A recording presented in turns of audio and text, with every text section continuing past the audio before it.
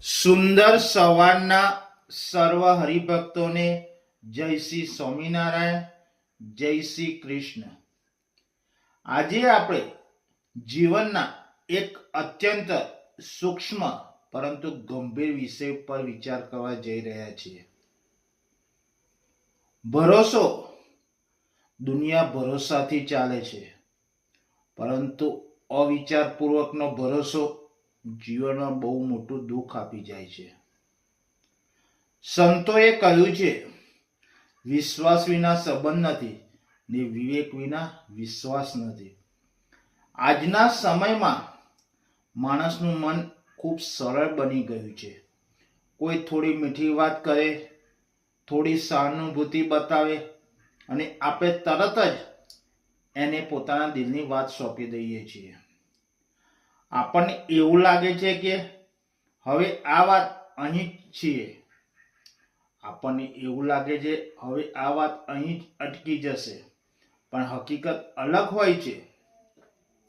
મિત્રો, જ્યારે તમે કોઈ પર અંધવિશ્વાસ રાખીને દિલની વાત કહો છો, ત્યારે ઘણી વખત એ વ્યક્તિ એ વાતને પોતાની ભરોસાની વ્યક્તિને કહી દે છે, ને પછી એ બીજી, પછી ત્રીજીને, અને જોતામાં જે વાત મનમાં રહેવી હતી એ જાહેર બની જાય છે.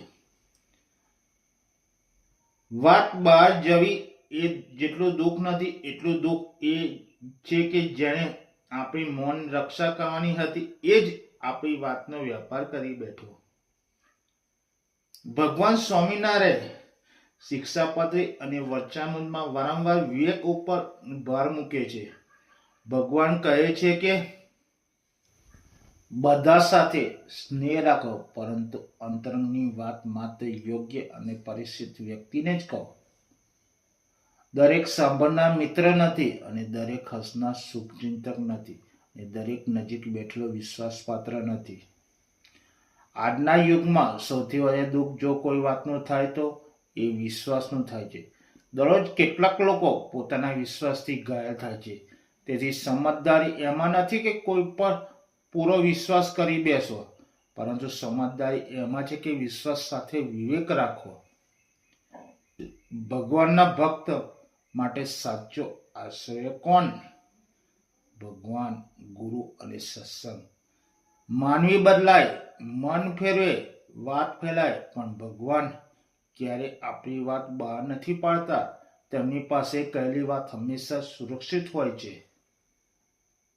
અંતમાં એટલું કહેવાનું, ભરોસો ઓછો કરો એવી વાત નથી, પણ અંધ ભરોસો છોડો. આત્મસન્માન જાળવો, મૌનનું મૂલ્ય સમજો. દરેક વાત કહે છે પહેલા વિચારો, શું આ વાત કહેવા જેવી છે, ને શું આ વ્યક્તિ સાંભળવા લાયક છે?